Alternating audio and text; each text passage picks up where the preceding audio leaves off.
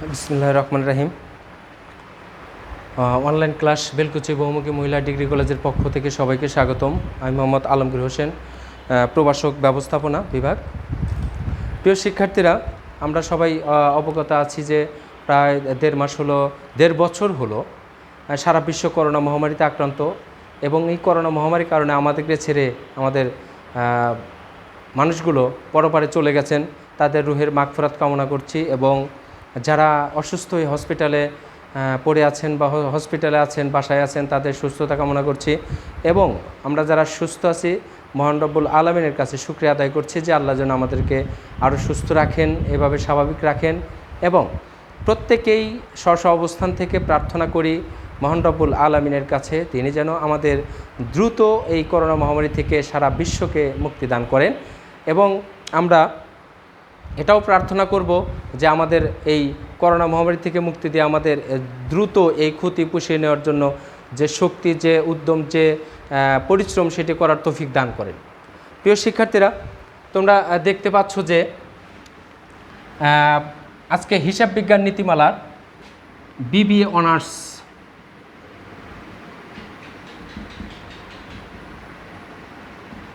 প্রথম পত্র, BBA honours প্রথম পত্রের অ্যাডজাস্টিং জার্নাল। আমি গত ক্লাসেও আলোচনা করেছিলাম যে অ্যাডজাস্টিং জার্নালটা কিন্তু খুবই গুরুত্বপূর্ণ। বেশ কয়েকটি সেক্টরে এর প্রয়োগ হয়, কারণ অ্যাডজাস্টিং জার্নাল যদি ভালো আমার দখলে থাকে বা ভালো বুঝতে পারি, তাহলে কিন্তু আমার বেশ কয়েকটি সেক্টরগুলোতে আমি ভালো দখলে রাখতে পারবো বা ভালো আনসার করতে পারবো।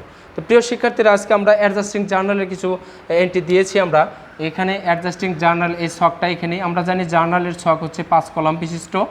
এখানে ডেট থাকবে, অ্যাকাউন্টস টাইটেল থাকবে, রেফারেন্স থাকবে, ডিআর অর্থাৎ ডেবিট টাকা, সিআর টাকা, আর উপরে হচ্ছে অবশ্যই কোম্পানির নাম টাম থাকবে। তারপর এর ডেট হবে হচ্ছে বছরের বা মাসের শেষ তারিখ। ক্লিয়ার? আচ্ছা, তাহলে এখন আমরা একটু আলোচনায় আসি। প্রথম যে পয়েন্টটি আছে, প্রিপেইড ইন্স্যুরেন্স এক্সপায়ার্ড টাকা 5,000। আমরা জানি প্রিপেইড কোনো খরচ যদি অগ্রিম দেওয়া হয়, প্রিপেইড অর্থাৎ খরচের পূর্বে যেটা প্রদান করা হয়েছে তাকে প্রিপেইড বলা হয়। আমি খরচ করিনি কিন্তু প্রদান করা হয়েছে। তাহলে এখানে বললো যে প্রিপেইড ইন্স্যুরেন্স এক্সপায়ার্ড, মানে প্রিপেইড ছিল কিন্তু এটা কি হয়েছে, এক্সপায়ার্ড হয়ে গেছে, ব্যয় হয়ে গেছে। কত টাকা? 5,000 টাকা। আমরা জানি সম্পদ আসলে কি ডেবিট। তাহলে এখন যদি সম্পদ কমে যায় তাহলে অবশ্যই ক্রেডিট করবো, আর খরচ যদি বৃদ্ধি পায় তাহলে ডেবিট। তাহলে আমরা লিখতে পারি যে ইন্স্যুরেন্স এক্সপেন্স ডেবিট 1 নম্বর, ইন্স্যুরেন্স এক্সপেন্স ডেবিট। আর প্রিপেইড ইন্স্যুরেন্স ক্রেডিট। আমি আবারও বলছি, প্রিপেইড ইন্স্যুরেন্স এক্সপায়ার্ড অর্থাৎ প্রিপেইড ছিল, খরচ হয়ে গেছে, তাহলে টাকা কত? 5,000। তাহলে খরচ বৃদ্ধি পেলে ডেবিট এবং সম্পদ হ্রাস পেলে ক্রেডিট। তাহলে insurance expense debit, prepaid insurance credit. Clear? টাকা কত? 5,000। এখানে এত ডিটেলস আসলে লেখা কঠিন, কারণ বোর্ডটা তো একটা লিমিটেড জায়গার মধ্যে, তাহলে আমি বোঝানোর চেষ্টা করছি। তারপরের পয়েন্টটি হলো আনইউজড অফিস সাপ্লাইজ। আনইউজড মানে কি? যেটা ব্যবহার করা হয়নি। আনএক্সপায়ার্ড, যেটা মেয়াদ উত্তীর্ণ হয়নি। তাহলে এটা কি? অবশ্যই সম্পদ আছে, তাহলে সম্পদ থাকলে সম্পদ ডেবিট আর খরচটা ক্রেডিট। তাহলে অফিস সাপ্লাইজ ডেবিট আর অফিস সাপ্লাইজ এক্সপেন্স ক্রেডিট। দ্বিতীয় জাবেদা, অফিস সাপ্লাইজ ডেবিট আর অফিস সাপ্লাইজ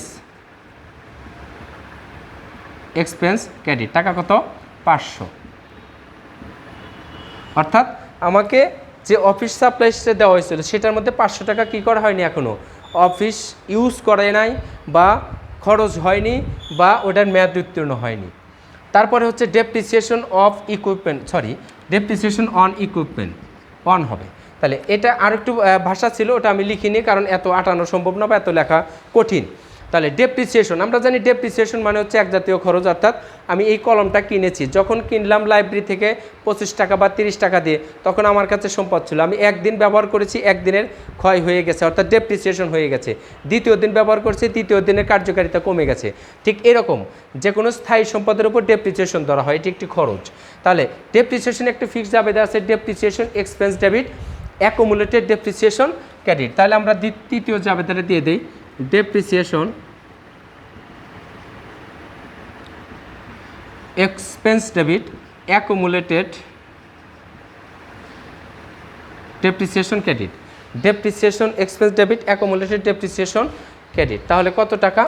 6000 টাকা। এটা আসলো। তারপরের যে এন্ট্রিটা আছে, দ্য আনআর্নড রেন্ট। আনআর্নড কিন্তু এক জাতীয় দায়, অর্থাৎ আমি সেবা না দিয়ে যে টাকাটা গ্রহণ করেছি সেটি হলো আনআর্ন জাতীয়। তাহলে আনআর্ন হচ্ছে এক জাতীয় দায়, দায় বৃদ্ধি পেলে অবশ্যই ক্রেডিট। তাহলে দ্য আনআর্ন রেন্ট মানে রেন্ট বাবদে আমি অগ্রিম নিয়ে ফেলেছি। হ্যাড বিন মানে আয় হয়ে, হ্যাড বিন মানে অলরেডি হয়ে গেছে, আর্ন মানে কি আয়। তাহলে আয় যদি, দায় যদি আয় হয়ে যায় তাহলে সেক্ষেত্রে আমরা কি করব? তাহলে প্রথমে একটু মিলিয়ে নেই।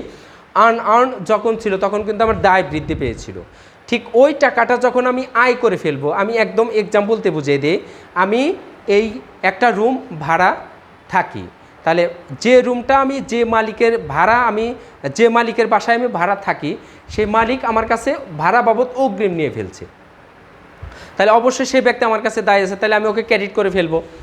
পাশাপাশি ওইটাই যদি ওনার জন্য আয় হয়ে থাকে তাহলে দায়টাকে কী করবে? এখন ডেবিট করে দেবে, মানে দায়টা কমে গেছে। তাহলে এখন এখানে আর্ন যেহেতু কমে গেল, আর্ন হয়ে গেল, তাহলে সেই ক্ষেত্রে কিন্তু আমরা আর্নকে ডেবিট করব, আর হচ্ছে আর্নকে, যেহেতু আয় বাড়লেও ক্রেডিট, তাহলে আর্নকে ক্রেডিট করব। তাহলে এখন লিখবো হচ্ছে unearned rent, unearned rent debit, আর হচ্ছে rent revenue credit. Unearned rent debit আর রেন্ট রেভিনিউ ক্রেডিট। টাকা কত? 1500 ক্লোজ। তারপরের পয়েন্টটি হচ্ছে অ্যাক্রুড রেন্ট রেভিনিউ টাকা 1000। অ্যাক্রুড মানে কি? অ্যাক্রুড মানে হচ্ছে বকেয়া, অন অ্যাকাউন্ট মানে বকেয়া, অন ক্রেডিট মানে বকেয়া, ডিউ টু মানে বকেয়া, উইনিং টু মানে বকেয়া। অর্থাৎ সেই বকেয়াটা আবার দুই ধরনের, একটা আয় জাতীয় বকেয়া আছে, একটা ব্যয় জাতীয় বকেয়া আছে। তাহলে এখানে যেহেতু রেভিনিউ আছে তাহলে অবশ্যই আয় জাতীয়। তাহলে আমি একজনের কাজ করে দিছি বা সেবা দিয়েছি বা ভাড়া দিয়েছি, সেই ব্যক্তিটা আমাকে ভাড়া দেয়নি, 1 মাস পার হয়ে গেছে, তাহলে ওইটা কি? অবশ্যই আমার দেনাদার সৃষ্টি হয়েছে বা সম্পদ সৃষ্টি হয়েছে।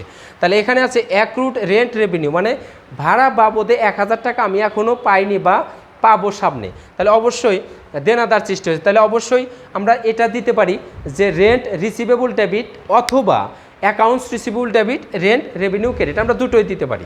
তাহলে আমি দিয়ে দেই অ্যাকাউন্টস রিসিভেবল অথবা অর রেন্ট রিসিভেবল ডেবিট, আর হচ্ছে রেন্ট রেভিনিউ ক্রেডিট। আমি আবার বলি, অ্যাকাউন্টস রিসিভেবল যেটা সেটাও হতে পারে, আবার রেন্ট রিসিভেবল দিলে এটাও হতে পারে, এতে কোনো সমস্যা নেই, কিন্তু রেন্ট রেভিনিউ একটাই ক্রেডিট হবে। তাহলে কত টাকা? 1000 টাকা। ক্লিয়ার?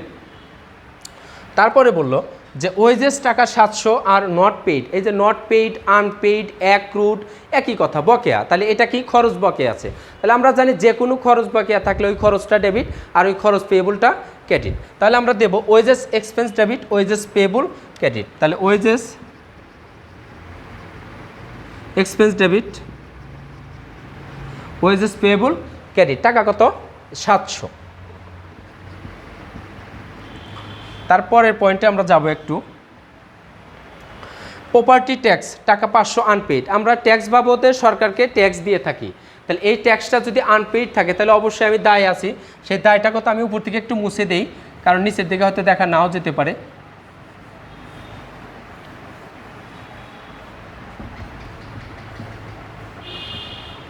তাহলে এখন দেখো, তাহলে প্রপার্টি ট্যাক্স, তাহলে প্রপার্টি ট্যাক্স টাকা কত? 500 আনপেড। তাহলে এই ট্যাক্স এক জাতীয় খরচ, তাহলে এইখানে ট্যাক্সটা যদি বকেয়া থাকে, আমরা জানি যে কোনো খরচ বকেয়া থাকলে ওই খরচটা ডেবিট, খরচ পেয়েবলটা ক্রেডিট। তাহলে আমরা লিখবো ট্যাক্স এক্সপেন্স ডেবিট,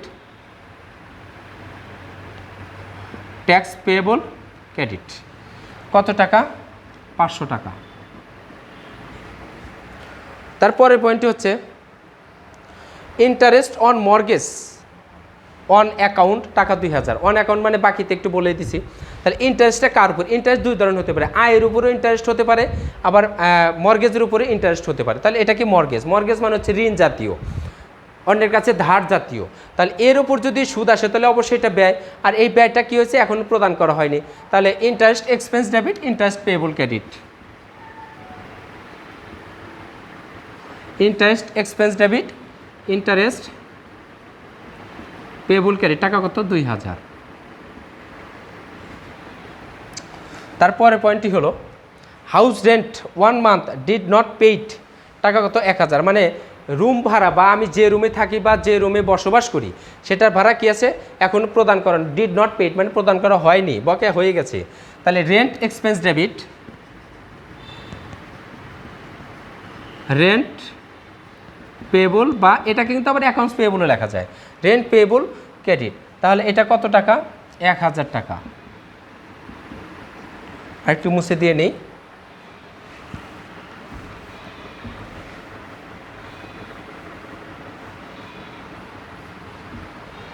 তাহলে আমরা গেলাম যে রুমে ভাড়া থাকি বা যে রুমে আমি বসবাস করি সেই রুমের ভাড়া বকে আছে, ডিড নট পেইড প্রদান করা হয়নি, তাহলে এটা অবশ্যই খরচ। তাহলে rent expense debit, rent payable credit.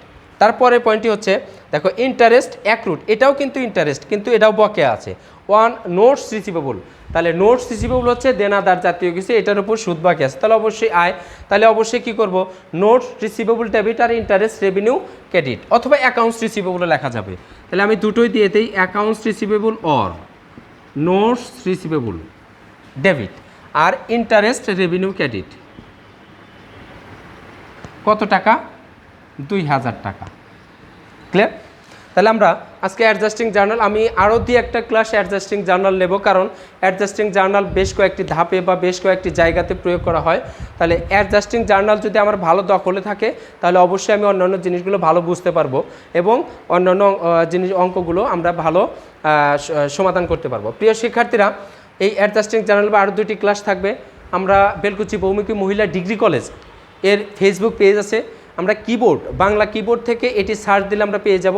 বিভিন্ন স্যারগণ বিভিন্ন সাবজেক্টের উপর অত্যন্ত গুরুত্বপূর্ণ ক্লাস নিয়ে থাকছেন এবং এটি অত্যন্ত চলমান রয়েছে, খুব মানে দ্রুত গতিতে আমরা ক্লাসগুলো বেশি বেশি ক্লাস দেওয়ার চেষ্টা করছি।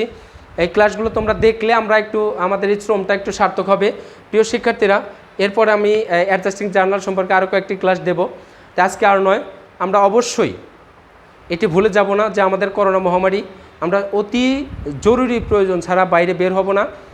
বাইরে বের হলে অবশ্যই স্বাস্থ্যবিধি মেনে মাস্ক পরিধান করে বের হব।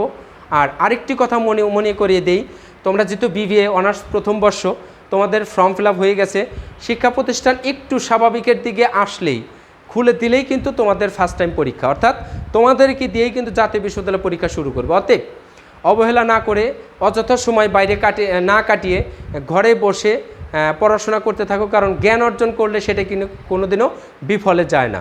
তো অবশ্যই আমরা বাইরের বিভিন্ন ফেসবুক বা সামাজিক যোগাযোগ মাধ্যম যেগুলো আছে, বিভিন্নজন বিভিন্ন কমেন্টস করে পড়াশোনাকে ডিমোটিভেটেড করে দিচ্ছে বা হতাশ করে দিচ্ছে বা মানে আগ্রহ হারিয়ে ফেলার জন্য যে কমেন্টসগুলো দেয় সেগুলো আমরা পড়বো না, আমরা জ্ঞান অর্জনের জন্য পড়বো। শিক্ষা আমাদেরকে নিতে হবে, এটা হলো বড় কথা। পরীক্ষা হোক বা না হোক, পরীক্ষা তো ইনশাল্লাহ হওয়ার কথা অবশ্যই হবে, অবশ্যই আমরা পরীক্ষা চাই, কারণ আমরা জানি যে পরীক্ষার মাধ্যমে আমরা পরবর্তী শ্রেণীতে বা পরবর্তী ইয়ারে উত্তীর্ণ হই। তো প্রিয় শিক্ষার্থীরা, আমরা অবশ্যই স্বাস্থ্যবিধি মেনে চলবো, মাস্ক পরিধান করব, নো মাস্ক নো সার্ভিস। ধন্যবাদ সবাইকে, আসসালামু আলাইকুম রহমতুল্লাহ।